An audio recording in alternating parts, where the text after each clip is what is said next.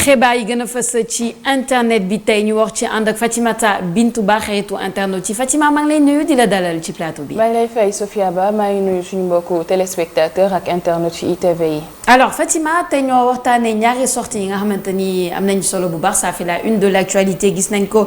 ci bulletin bi ak ci revue des titres bi mais d'abord on va commencer par celle du président Macky Sall qui brise le silence. ñaari sorties Sophia Ba ni nga ko waxee noonu la ñu door rek ak ki nga xamante ni mooy Macky Sall moo accordé benn entretien ñi nga xamante ni ñooy waa l'Express ñoom nag waxtaanee nañ ay ponk yu am solo lu ci mel ni li nga xamante ni moo am ñoom niñ ko daal di tuddee l'Express nee nañ état de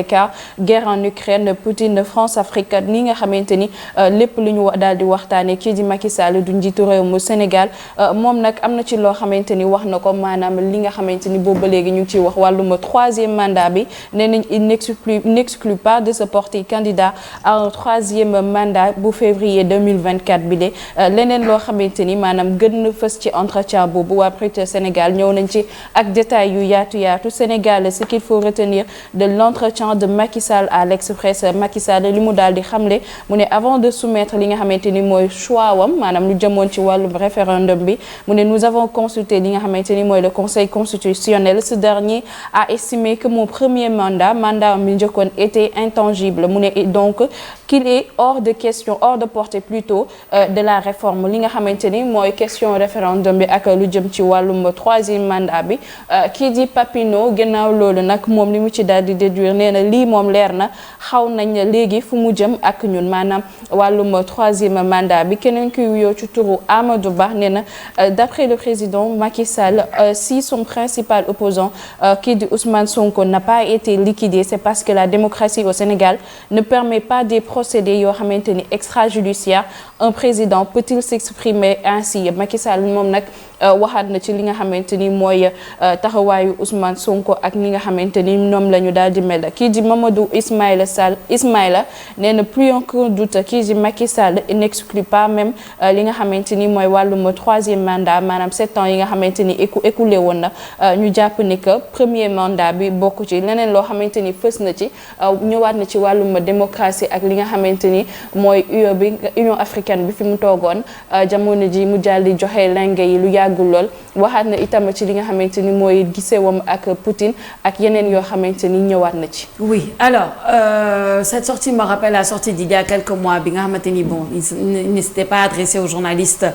sénégalais mais plutôt aux journalistes internationaux lii rek il se rapproche un peu plus du flou il se rapproche un peu plus de ce dont certains ont peur moo di troisième mandat bi nga xamante ni waxoon na ni la constitution le lui permet si la constitution le lui permet et que c'est à lui en tout cas de prendre la décision etc on a l'impression que ça se dessine un peu comme ça tout en restant dans le flou parce que amul benn affirmation à part celle justement bi nga xamante ni mu ngi accusé de diffamation ñi nga xamante ni ñu ngi koy wax ni dafa jox ay milliards kooku di Marine Le Pen mais sinon pour 2024 il n'y a pas d'affirmation mais en tout cas on se rapproche de plus en plus on a l'impression de cette troisième candidature du président Macky Sall j'ai l'impression Papa Moussa. oui su fekkee ni sax luñ koy ñaawlu bëri na dem sax ba mu dem mel ni day ñëwaat lu naan législatif mais à chaque fois dañuy dénoncer su fekkee ni njiitim réew day wax ci problème yi lu mu touché dëkkam di ko waxtaan ak ñi nga xam ne mooy ñu nekk bitim réew. mooy accorder des interviews à la presse étrangère pour parler des questions purement nationales même s'il y a des questions internationales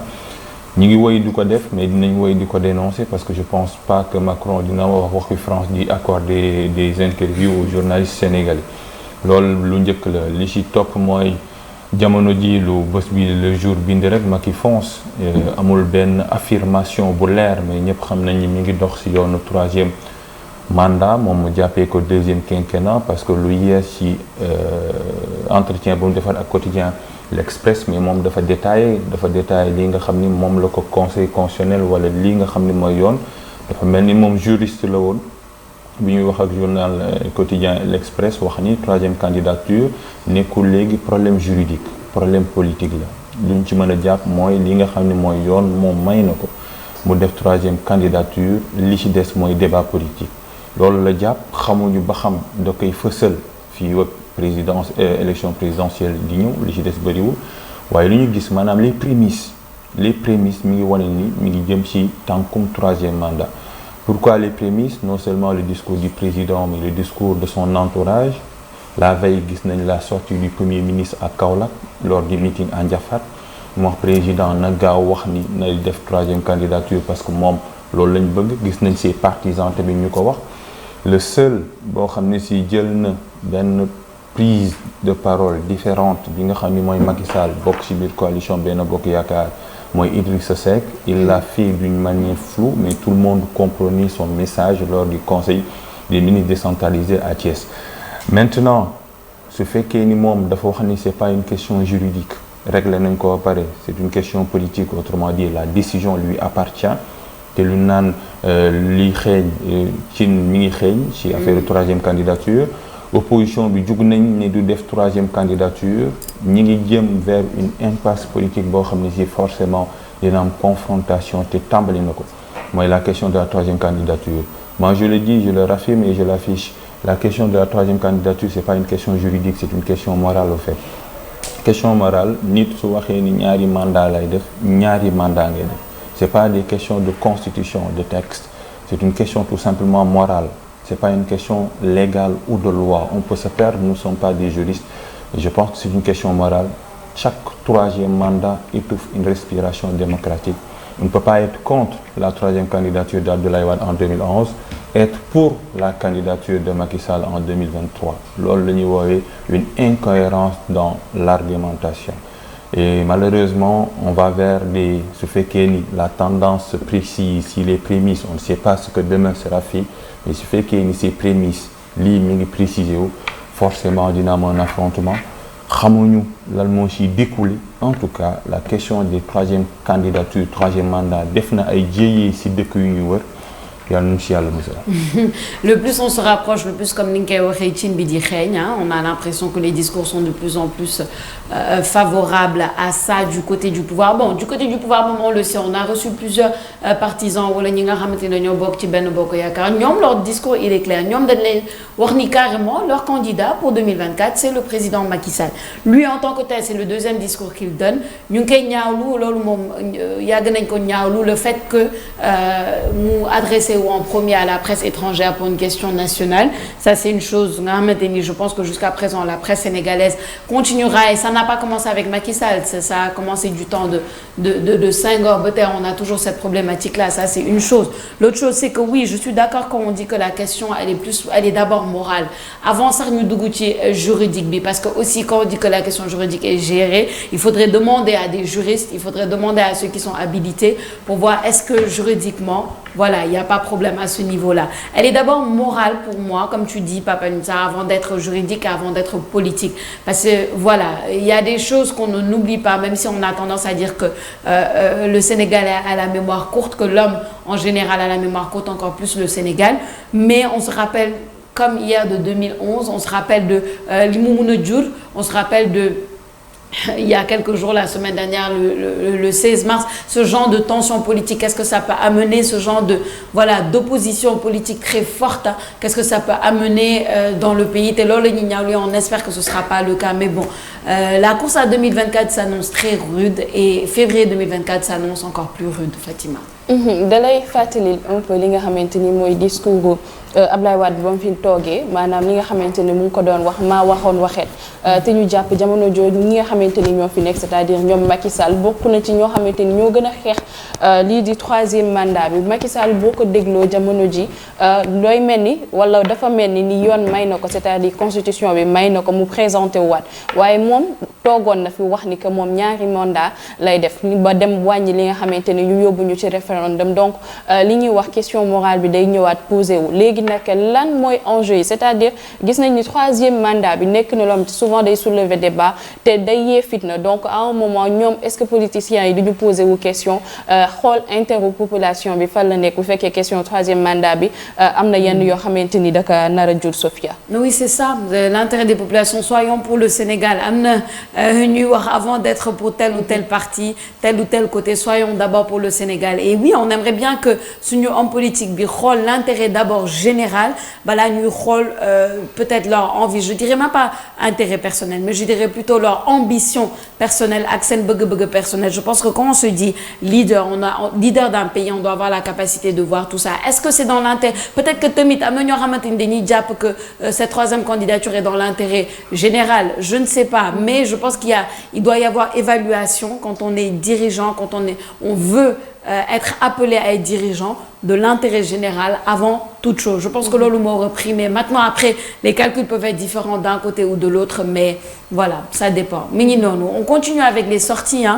Fatima parce que il n'y a pas que le président Macky Sall qui a fait une sortie le président du PASTEF aussi Ousmane Sonko def na sa première sortie depuis les manifestations du 16 mars qui se sont terminées assez difficilement pour lui.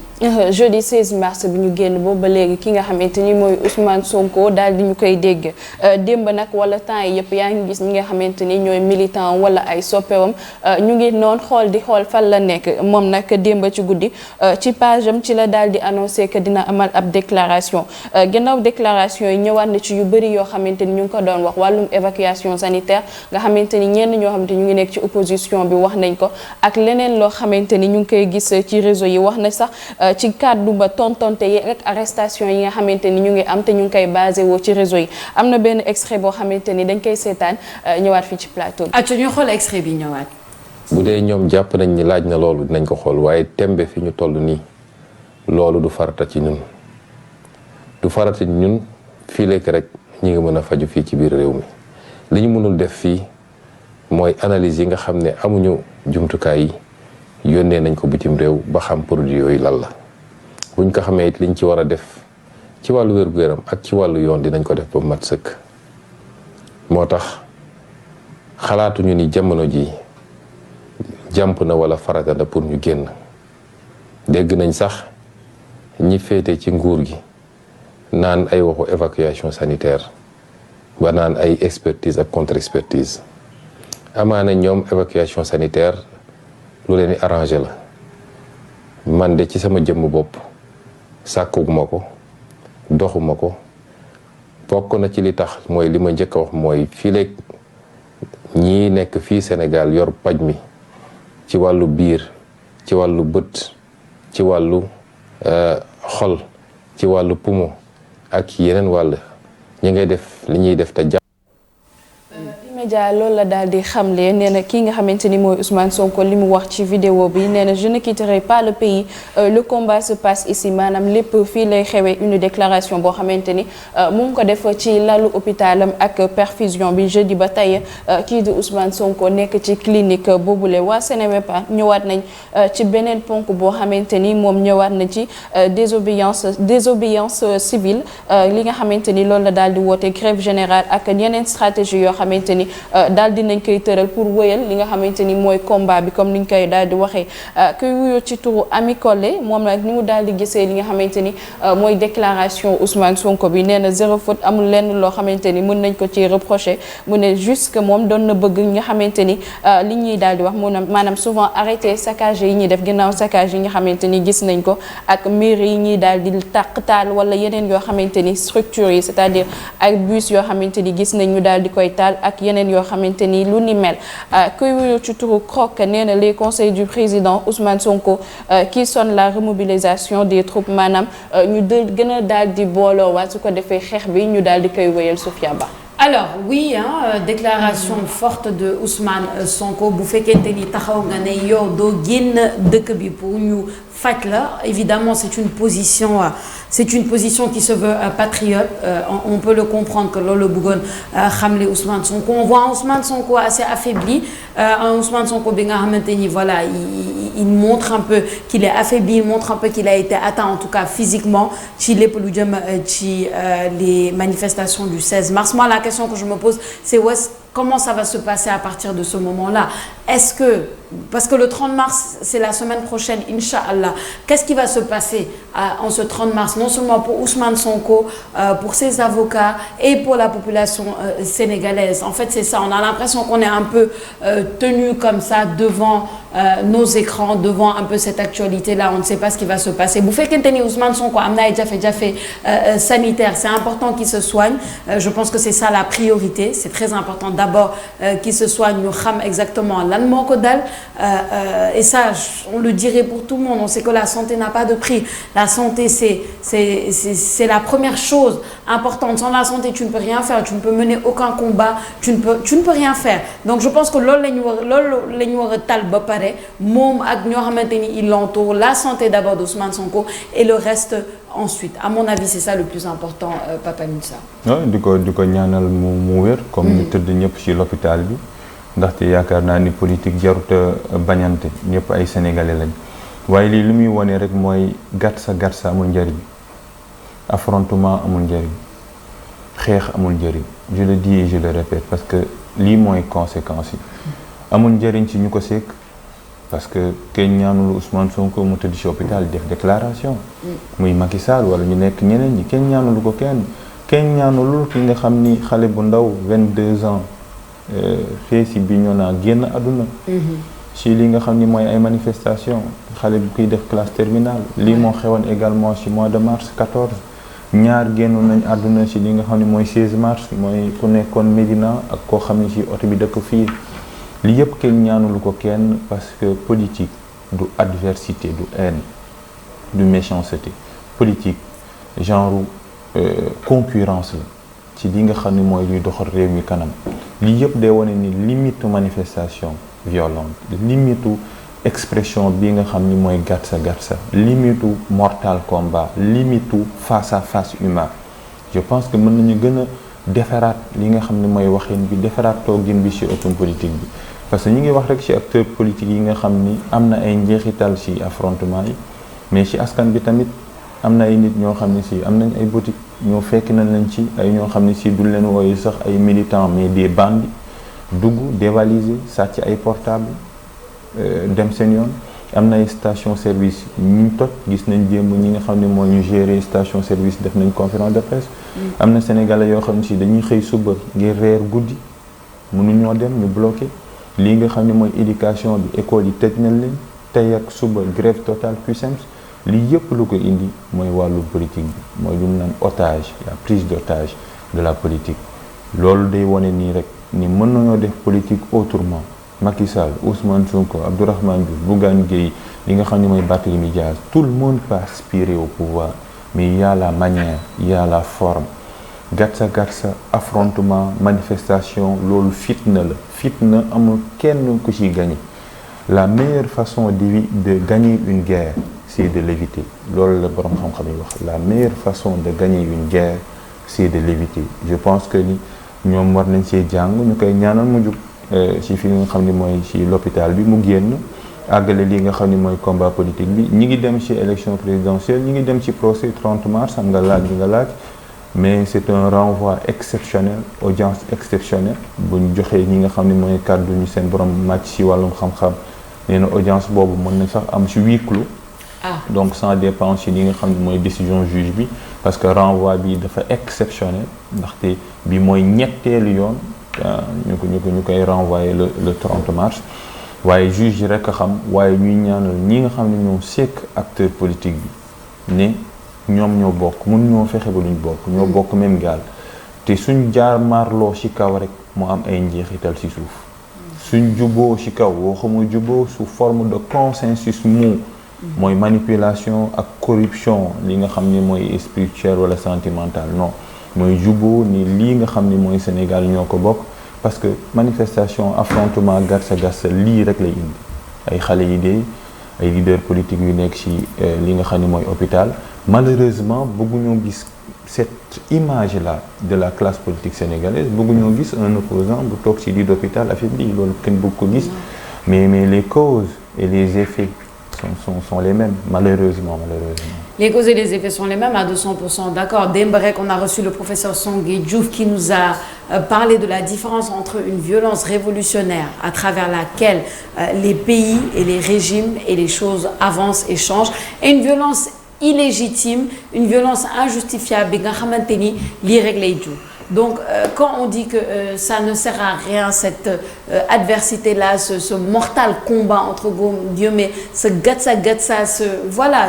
lii rek lay jur forcément ça. Il y a des victimes, il y a des gens yi nga xamante ni voilà, ils ont pas plus que l'on gagne. Et d'ailleurs yaa ngi wax le meilleur moyen de gagner une guerre, c'est de l'éviter. Moi je dirais une guerre ne se gagne pas parce qu'une guerre ne fait que des dommages collatéraux. dañ naan tel pays ou telle personne a gagné la guerre. Non, pour moi, il n'y a pas de victoire après une guerre parce qu'il y a tellement de morts et tellement de blessés que est-ce qu'on peut vraiment appeler ça une victoire? Donc, le champ politique sénégalais doit être totalement apaisé à mon avis, Fatima, pour éviter trop de dégâts. La santé avant tout, Ousmane Sonko di ko ñaanal tan foofu le mu tëdd. Sophia Ba leneen loo xamante ni am na solo maanaam boo seetloo discours wala déclaration Ousmane Sonko bi dafa fekk ni ci Pastef wala Yewwi Askan Wi il était temps ki nga xamante ni mooy Ousmane Sonko génn. Boo seetloo jeudi ba tey nit ñi dañuy xool si kan la ñu mën a référencé wu pour wax parce que amul benn leader boo xamante ni à part Ousmane Sonko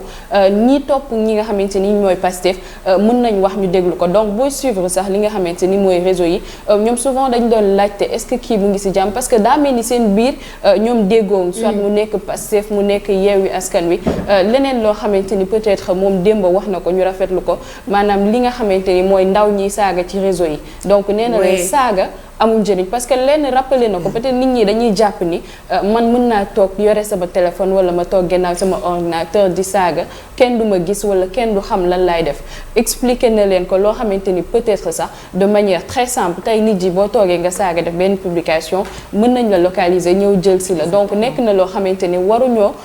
wax lu ñu neex waratuñoo def lu ñu neex surtout que nee na combat bi nekkatul fi loolu waaye leneen loo xamante ni war nañ ko ñaaw maanaam gatsa amul njëriñ amul benn solo. Tey jii gis nga ko boobu mu ngi ci lalu hôpital tëdd am na ñoo xamante ni ay ndaw ñu ngi dee am na ñoo xamante ni feebar nañ mais terewul bu Ousmane Sonko wootee manifestation dañuy génn dem. Ouais, non, c'est ça. Et d'ailleurs, en parlant des victimes, Fatima, on va terminer avec cette victime des manifestations fële ci Bignona. waxoon nañ ko ce jeune de 22 ans qui a perdu la vie malheureusement. Immédiat moo ñu jox li nga xamante ni mooy xibaar yi manifestation yi amoon na foofu la ca Bignona démb ab benn ndaw bu ci daal di ñàkk bakkanam moom mu ngi amoon ci lu toll 22 ans nekkoon élève terminal di étudiant élève plutôt boo xamante ni gis nañ démb ñu partagé ay photos partagé ko li nga xamante ni ci circonstances yi mu ñàkkee bakkanam de loo xamante ni partagé nañ ko mais doo xamante ni Sophia image yooyu kenn mënu kaa wone nit ñi sax am na ñoo xamante ni dañoo demoon ba commencé li nga xamante ni mooy censuré li nga xamante ni nag mooy cause décès bi ñu ngi wax entre benn bal boo xamante ni daal di dañ koy jël waaye leneen loo xamante ni dinañ ci ñëwaat ci ay détails buñ ci gënee am lu ñu leer souvent dañ koy waxaat am na tamit beneen ndaw boo xamante ni jëlee na ci ab gaañu bu metti. C'est ça di ko maso bu baax on présente nos condoléances à toute la famille de ce jeune-là de Bignona et à tous les autres qui ont perdu la vie dans des conditions assez difficiles. Kooku tamit nekkoon ci Médina ñëpp gis nañ vidéo bi c'est très violent et ça montre que voilà cette adversité-là ne sert absolument à rien comme on le dit depuis tout à l'heure Papa Moussa. Et surtout pour la localité de Bignona bi nga xam ni bëri na ay victimes lool ci mars 2021 victimes yu bëri foofu lañ nekkoon ay ndaw tamit faatuwaat ci li nga xam ni mooy manifestation bu xew démb ay ndaw sooy xool ñoom rek ñoo ci génn àdduna la responsabilité aux politiques ñoom ñëpp fu ñu nekk muy pouvoir wala opposition ci li nga xam ni xew nañ fi. À Ziguinchor c'est un peu compliqué parce qu'il y a l'armée ne s'active pas dans le maintien de l'ordre c'est la police. C'est un peu dommage pour ce qui se passe ñii nga xam ne génn nañ àdduna après léegi ñu fàtte leen fukk ak ndaw ak ñeent yi génn àdduna ci 2021 waxatuñ leen sax te ay ndaw yi lañ amul benn enquête boo xam ci def nañ ko pour xam situer les responsabilités. C'est important également pour la jeunesse de ne pas ñu bañ a nekk des chairs à canon parce que soo dundee 2011 rek 2012 ak ñi ci génn àdduna bi yépp les mêmes problèmes la ñuy discuter waat ba ci 2023. Est-ce que ñi ngi xalaat ñi nga xam ni seen bakkan root na ci pour des combats de principe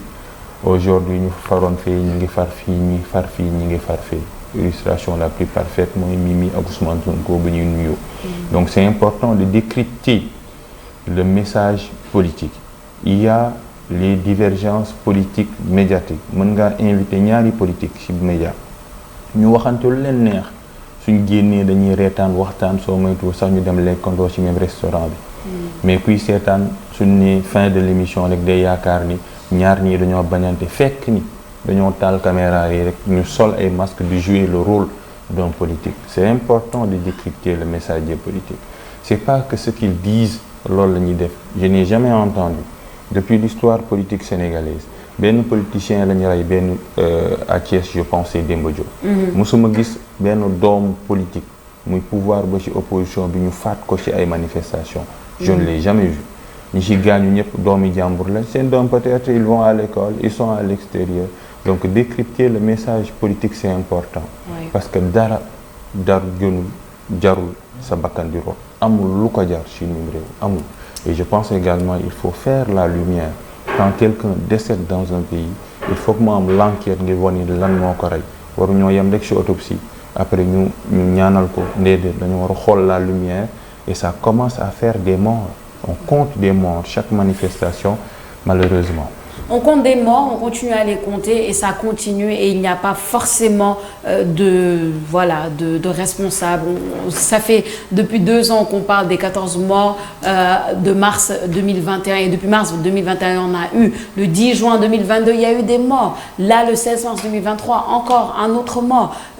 Ça devrait montrer justement aux populations. Man maa ngi naan toujours je fais confiance aux Sénégalais à leur capacité d'analyse. Je nous fais confiance à nous pour comprendre que ñi ñi ñëpp d'accord pour des idées et tout ça mais fan la mujj en fait on est encore en train de parler des mêmes problèmes que 2011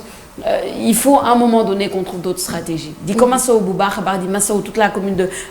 Bignona di masawu aussi tous les proches de ce jeune de 22 ans qui a perdu la vie di la gërëm di la sant bu baax Fatima ci xibaar yi gën a fës ci internet bi amoon na solo. merci Sophia di gërëm internautes yi ak téléspectateurs yi. d'accord et je pense que on va se dire après le Ramadan. Inch'Allah Inch'Allah Ramadan Moubarak. Ramadan Moubarak à toi Fatima dañu daal di ànd ak Pape Djembe et Papa Alioune Sarr tu restes avec moi parce qu'on va avoir la rubrique Cosaan tey Pape Djembe Mbaye daf ñuy wax lépp lu jëm ci kal wala bokk le cousinage à plaisanterie les origines la tradition et l'importance ici au Sénégal le temps d'installer Pape Djembe une petite